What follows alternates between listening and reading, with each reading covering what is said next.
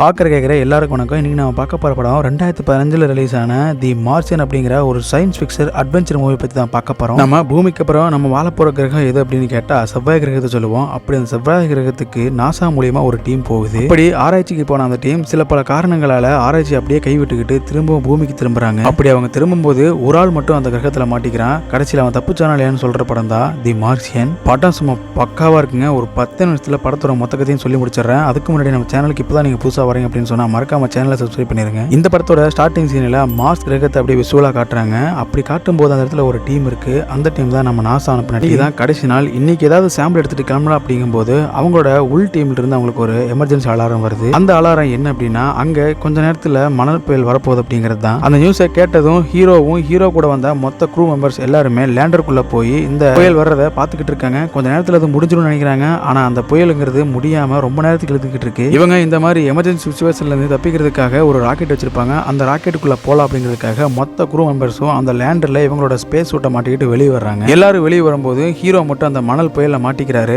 அப்போ அவருக்கு ஒரு பெரிய ஆண்டனா வந்து அடிச்சு அந்த க்ரூவில் இருந்து மொத்தமா தள்ளி வீசிடுது. மற்ற க்ரூ மெம்பர்ஸ் எல்லாருமே இவங்களை அந்த பூமி கூட்டிட்டு போற அந்த ராக்கெட்ல போய் உட்காந்துக்கிறாங்க. இவங்களோட கமெண்டர் என்ன சொல்லிடுறாரு அப்படின்னா மார்க்கெட் இருந்து எந்த ஒரு சிக்னலும் வரல, நம்ம இங்கிருந்து கிளம்பிடலாம் அப்படின்னுட்டு நம்ம ஹீரோவை அங்கேயே விட்டுட்டு இவங்க மட்டும் தனியாக அந்த செட்ல கிளம்பி போயிடுறாங்க. இந்த நியூஸ் பூமியில் இருக்கிற இந்த நாசாவோட டீமுக்கு தெரிஞ்ச உடனே நாசாவோட தலைவர் என்ன சொல்லிடுறாரு அப்படின்னா ஒரு பிரஸ் மீட்டை போட்டு இந்த மாதிரி பூமியில இருந்து மார்ஸுக்கு ஆராய்ச்சிக்காக போன நம்ம டீம்ல ஒருத்தரான மார்க் இப்போ இறந்து போயிட்டாரு அப்படின்னு மார்க் இறந்துட்டதா பிரஸ் மீடியா முன்னாடி மொத்தமா சொல்லிடுறாரு அந்த நாசாவோட தலைவர். இதனால பிரஸ் மீடியா எல்லாருமே கொந்தளிக்க ஆரம்பிச்சிடுறாங்க. திரும்பி வர்ற அந்த ஆஸ்ட்ரோனட்ஸ்க்கு என்ன உயிர் பாதுகாப்பு இருக்குன்னு சொல்லிட்டு அந்த நாசாவோட தலைவரை போட்டு கொடையுடன் குறைஞ்சிக்கிட்டு இருக்காங்க கேள்விகளால. இதெல்லாம் ஒரு பக்கம் நடந்துகிட்டு இருக்க மார்ஸ் கிரகத்தில் இருக்கிற நம்ம ஹீரோவை காட்டுறாங்க. ஹீரோ இறந்து போகலைங்க, அவர் உயிரோட தான் இருக்காரு. அவரு இன்னும் ஏன் உயிரோட இருக்காரு அப்படின்னா இந்த ஆண்டனா ஏறும்போது அவரோட வயிற்றுல ஒரு கம்பி ஏறி இருக்கும். அந்த கம்பி தான் அவரோட சூட்டையும் காப்பாத்திருக்கு. அப்படியே கொஞ்சம் மயக்கத்துல எந்திரிச்ச மார்க் என்ன பண்றாருன்னா அவரோட லேண்டருக்குள்ள போயிட்டு அவர் வயிற்றுல குத்துன அந்த கம்பியை எடுத்து அவரே சர்ஜரி பண்ணிக்கிறாரு. அப்படியே அங்க இருக்கிற ஒரு வீடியோ கேமரா முன்னாடி உட்காந்து பேசிக்கிட்டு இருக்காரு. இவர் இருக்கிற இந்த இடத்துக்கு திரும்பவும் ஒரு ராக்கெட் வரப்போகுது. அந்த ராக்கெட் வர வரைக்கும் நான் உயிரோட இருக்கணும் அப்படின்னா எனக்கு இங்க சாப்பாடு தேவைப்படும் அப்படின்னு சொல்லிட்டு இருக்காரு. அந்த சாப்பாடு இப்ப எனக்கு இருக்கு அப்படின்னு சொல்லி லேண்டருக்குள்ள இருக்கிற அவரோட சாப்பாடை அவரே கணக்கெடுக்க ஆரம்பிக்கிறாரு. ஆக்சுவலா இவங்க மொத்த க்ரூ மெம்பர்ஸ் எல்லாம் வந்திருப்பாங்க. அவங்க எல்லாருக்கும் சாப்பாடு 31 நாள் கணக்கு போட்டிருப்பாங்க. ஆனா இப்ப அவரோட க்ரூ மெம்பர்ஸ் இல்லாதனால அவங்க மொத்த சாப்பாடும் நம்ம ஹீரோவுக்கு தான் தேவைப்படுது. நம்ம ஹீரோவும் ஒட்டு மொத்தமா கணக்கு பண்ணி ஒரு வருஷத்துக்கு சாப்பாடு அப்படியே கணக்கு பண்ணிக்கிறாரு. ஒரு நாளைக்கு 3 வேளைக்கு இவ்வளோ அப்படின்னுட்டு அவரே கணக்கு பண்ணி அந்த சாப்பாடை பிரிச்சு வச்சுக்கிறாரு. அவர் இங்க இருக்கணும் அப்படின்னா இந்த சாப்பாடு பத்தாது, சோ இன்னும் சாப்பாடுக்காக என்ன பண்ணலாம் அப்படின்ட்டு யோசிச்சவர் என்ன பண்றாரு அப்படின்னா இங்கேயே நம்ம விவசாயம் பண்ணா எப்படி இருக்கு அப்படின்னுட்டு யோசிக்கிறாரு. அதுக்காக அவர் சின்ன ஒரு உருளைக்கிழங்கு பாக்கெட் எடுத்து அந்த உருளைக்கிழங்கு வச்சு அந்த இடத்துல விவசாயம் பண்ண ஆரம்பிக்கிறாரு. அவர் இருக்கிற அந்த லேண்டருக்குள்ளார விவசாயம் பண்ண வைக்கிறதுக்காக வெளியிருந்து மண்ணில் எடுத்துட்டு வர்றாரு. அதுக்காக அவர்கிட்ட இருக்கிற சோலார் பேனல்ஸ்ல வச்சு சூரிய ஒளி மூலியமா அவரோட அந்த லேண்டருக்கு சார்ஜ் பண்ணிக்கிட்டு இருக்காரு. அந்த சோலார் பேனல்ஸ்ல வச்சுக்கிட்டு இருக்கும்போது இடத்த மாத்தி வைக்கிறாரு. எதுக்காக அப்படிங்கறத நான் பின்னாடி சொல்றேன். அவர்கிட்ட இருக்கிற மார்ஸோட மணல் எல்லாத்தையும் எடுத்து வச்சுக்கிட்டு அவரு அந்த லேண்டருக்குள்ளாரையே சின்னதா ஒரு ரூம் மாதிரி கிரியேட் பண்றாரு. அந்த ரூம் மொத்தமாவும் ஒரு பிளாஸ்டிக்கால கவர் பண்றாரு. கவர் பண்ணதுக்கு அப்புறமா இவரோட மனித கழிவியை எடுத்து அந்த அவர் விதைக்க போற அந்த விதைக்கு உரமா பயன்படுத்திக்கிறாரு. இது எல்லாத்துக்கும் மேல அங்க செடி வளரணும் அப்படின்னா அவருக்கு நீர் தேவைப்படுது. அதுக்காக அவர் என்ன பண்றாரு அப்படின்னா இவர் கொண்டு வந்த ஹைட்ரஜன் ஆக்சிஜன்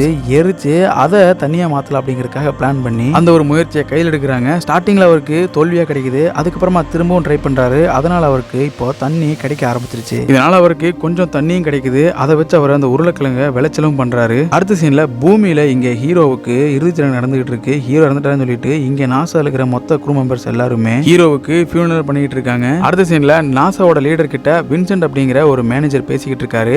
நம்ம க்ரூ மெம்பர்ஸ் எடுத்துட்டு போன திங்ஸ் எல்லாமே இப்போ மார்ஸ்ல தான் இருக்கு. அது எந்த அளவுக்கு ஆக்டிவ் இருக்கு அப்படிங்கறத பார்த்துட்டு தான் நம்ம நெக்ஸ்ட் ஆபரேஷனுக்கு என்னென்ன திங்ஸ் கொண்டு போறதுங்கிறத முடிவு பண்ண முடியும் அப்படிங்கிறதுக்காக அதை பத்தி பேசிக்கிட்டு இருக்காரு. அது எந்த அளவுக்கு இருக்குது அப்படிங்கறத தெரிஞ்சுக்கிறதுக்காக நம்ம மார்ஸ்ல நம்ம லேண்டர் இறங்கினா அந்த இடத்த போட்டோ எடுத்து பார்ப்போம்னு சொல்றாங்க.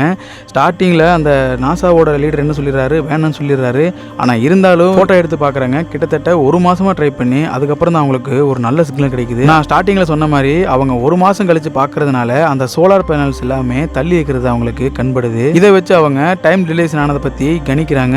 என்ன அப்படின்னா ஸ்டார்டிங்ல அந்த ரோவர் இறங்கும் போது இருந்த பேனல்ஸும் இப்போ இருக்கிற அந்த பேனல்ஸும் இடம் மாறி இருக்குங்கிறத கண்டுபிடிக்கிறாங்க. இப்போ பூமியில் இருக்கிற ஒட்டுமொத்த நாசா க்ரூவுக்குமே தெரிஞ்சிருச்சு நம்ம மார்க் இப்போ அங்க உயிரோட தான் இருக்காருன்னு. ஆனா இப்போ நம்ம சொன்னோம்னா பிரஸ் மீடியா அப்படின்னுட்டு ரொம்பவே ப்ராப்ளம் ஆயிரும். மார்ஸ்ல இருந்து கிளம்பினா நம்ம க்ரூ மெம்பர்ஸும் பூமிக்கு வந்து சேர்றதுக்கு கிட்டத்தட்ட 1 வருஷம் ஆகும். இப்பவே 2 மாசம் கடந்து வந்துட்டாங்க. எப்படி ட்ரை பண்ணா நம்ம மார்க் அங்கிருந்து இங்க கொண்டு வர முடியும் அப்படின்னு சொல்லிட்டு வின்சென்ட் ரொம்பவே குழம்பி இருக்காரு. இது எல்லாத்தையுமே கண்டுக்காத மார்ஸோட தலைவர் என்ன பண்றாரு அப்படின்னா பிரஸ் மீடியா மீடியாவுக்கு ஒரு இன்டர்வியூ கொடுத்துறாரு. மார்ஸுக்கு போனா மார்க் இன்னும் சாவல, அவர் உயிரோட தான் இருக்காரு. அவரை பத்தின ஒரு சின்ன இன்சிடென்ட் நாங்கள் கண்டுபிடிச்சோன்னு சொல்லிட்டு பிரஸ் மீடியா எல்லாத்துக்குமே ஒரு இன்டர்வியூ கொடுத்துறாரு. அதனால எல்லாருமே ஷாக் ஆயிடுறாங்க. அதுக்கப்புறம் மார்ஸ்ல இருக்கிற மார்க்கை காட்டுறாங்க. மார்க் 3 வருஷத்துக்கான சாப்பாடு எல்லாத்தையும் ரெடி பண்ணிட்டாரு. ஆனா என்ன பிரச்சனைன்னா 3 வருஷத்துக்கு அப்புறம் இங்க வந்து இறங்குற அந்த ராக்கெட்டு அவர் இருக்கிற இந்த இடத்துல இருந்து கிட்டத்தட்ட 3500 கிலோமீட்டருக்கு அந்த பக்கம் தான் இறங்க போகுது அப்படிங்கிறது அவருக்கு தெரிய வருது. அந்த லேண்டர் இறங்குற அந்த இடத்துக்கு இவர் போகணும் அப்படின்னு சொன்னா இவர்கிட்ட இருக்கிற பேட்டரியை வச்சுட்டு அந்த இடத்துக்கு போய் சேரவும் முடியாது. ஏன்னா இவர் கார்ல இருக்கிற அந்த பேட்டரி வந்து கிட்டத்தட்ட 30 கிலோமீட்டர் தான் போகும். ஸோ அந்த அளவுக்கு தான் அந்த பேட்டரியும் தாங்கும். இதனால அவர் என்ன பண்றாரு அப்படின்னா இவர்கிட்ட இருக்கிற அந்த கார்ல இருக்கிற ஒட்டுமொத்த பேட்டரி ஒன்னா சேர்ந்து ஃபுல் சார்ஜ் பண்ண ஆரம்பிக்கிறாரு. இதனால அவருக்கு 3 வருஷத்துக்கு அப்புறம் வர்ற அந்த டீம் இருக்கிற அந்த இடத்துக்கு போக முடியும். ஸோ இதனால அவர் அந்த ஒர்க்கை பண்ணிக்கிட்டு இருக்கும்போதே அங்க குளிர் வர ஆரம்பிக்குது. ஏன்னா நைட்டு மார்ஸ்ல குளிர் அதிகமா இருக்கும் அப்படிங்கிற ஒரே காரணத்துக்காக இவர் லேண்டருக்குள்ளார திரும்பவும் போய் உட்காந்துக்கிறாரு. அந்த குளிர் இவர் தாங்கிக்கணும் அப்படின்னா இவருக்கு ஹீட் தேவைப்படுது. அதனால இந்த டீம் இங்க வரும்போது ஒரு புளூட்டோனியம் கோர் கொண்டு வந்திருப்பாங்க. அந்த புளூட்டோனியம் கோரை வச்சு இவரோட ரூமுக்குள்ளார இவர் ஹீட்டை தணிச்சுக்கிறாரு. அதுக்கு அடுத்த சீன்ல இங்க நாசாவை காட்டுறாங்க. வின்சென்ட் எல்லாத்துக்கும் இன்டர்வியூ கொடுத்துக்கிட்டு இருக்காரு.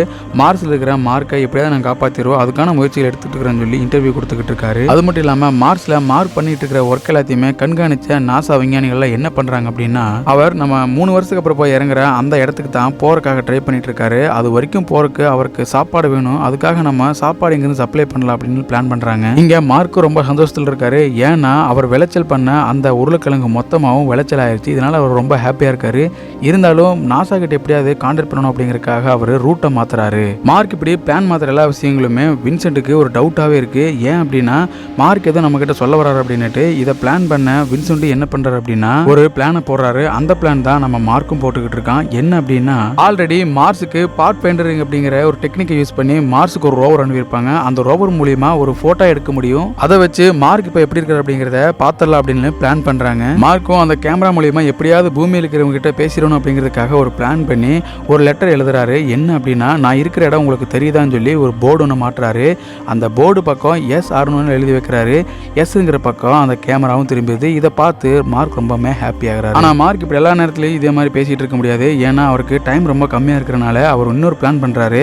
அவர் சிஸ்டம் முன்னாடி போய் உட்காந்துட்டு கோடிங்ஸ் எல்லாத்தையும் மாத்தி எழுதி இப்போ டைரக்டாவே அவர் பேச ஆரம்பிக்கிறாரு. ஸ்டார்டிங்ல அவர் ஒரு மெயில் பண்ற மாதிரி கோடிங்ஸ் எல்லாத்தையுமே மாத்தி ஒரு மெசேஜ் அனுப்புறாரு அவங்களுக்கு. அந்த மெசேஜ் ரிசீவ் பண்ண நாசா ரொம்பவே ஹாப்பியா இருக்காங்க. நாங்க உங்களை இங்க இருந்து கவனிச்சுட்டு தான் இருக்கோம்னு சொல்லி மார்க்குக்கு திரும்ப ஒரு மெசேஜ் பண்றாங்க. அதை பார்த்து மார்க் இன்னும் ரொம்ப சந்தோஷப்படுறாரு. அதுக்கப்புறமா அவர் இன்னொரு கேள்வியும் வைக்கிறாரு.